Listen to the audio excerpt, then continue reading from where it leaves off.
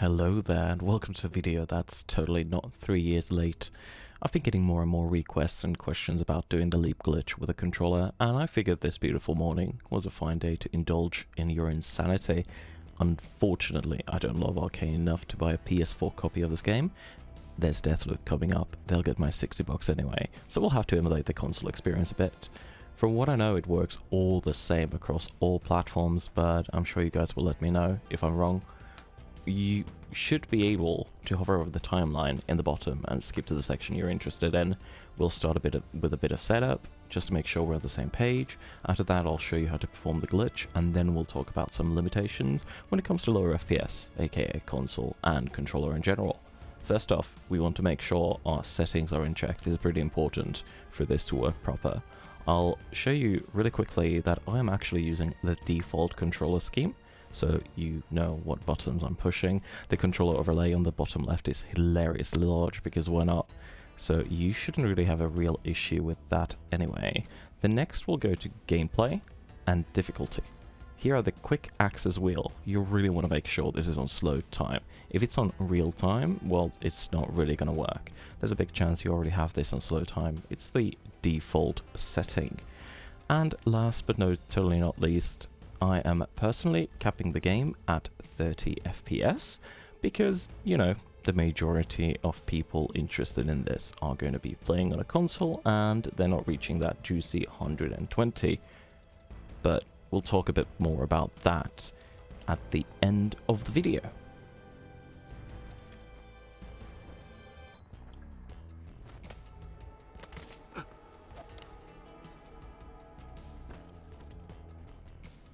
So if you've seen the normal method of doing this with a keyboard and mouse, it's a bit different because we are actually using this, which is already, it's a bit slower, but that's, you know, if you just want to do this, who the fuck cares, right?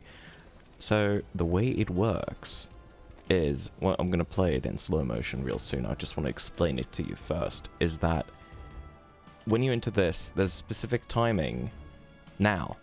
When the camera starts tilting up, this is something you can just try yourself very easily. So when the camera starts tilting up, you want to hit this jump key as you come out of this menu, right?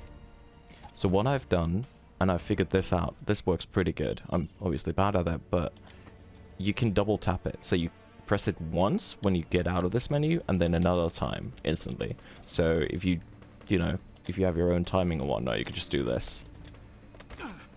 That's pretty great. First take, by the way, which I didn't think would work, but hey, let's go with it.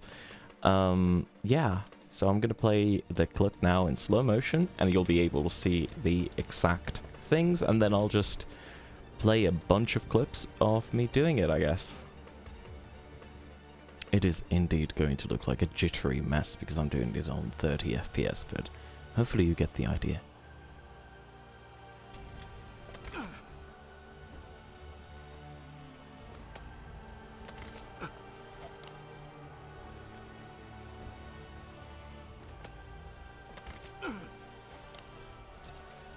So let's talk about some of the negatives. So, you know, for example this, you can do this sleep.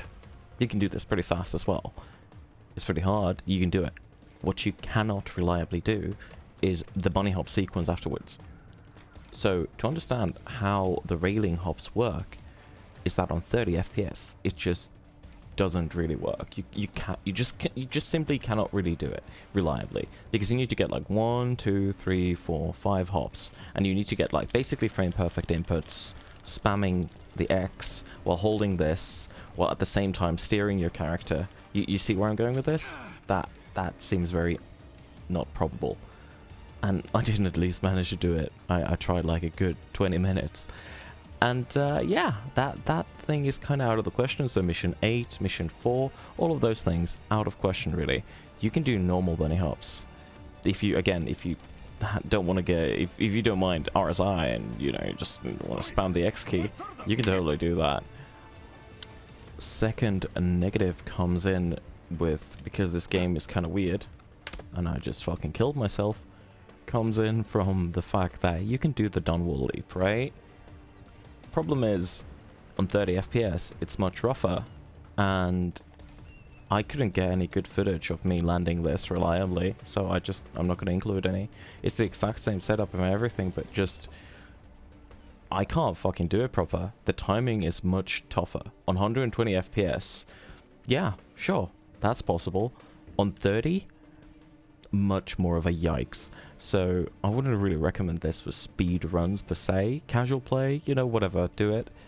But for speed runs, this still isn't reliable. But this isn't a guide on telling where to use it or if you should. It's just to show you how you can actually do it. Here at the end, I'm just going to include one more leap. It's on 120 FPS and it's going to be slowed down, which makes it much smoother of an experience to watch. So that pretty much covers it for me for this. And if you guys have any further questions or clarifications or like any recommendations or like saying, hey, you dumb bitch, you messed up, let me know. Because like I said, I don't have a clue. I don't have a console video game, so maybe something is different. I'm making assumptions here, okay? So go easy on me. Happy fucking playing this game. I don't know how you guys still do it because I'm struggling. Feelsman.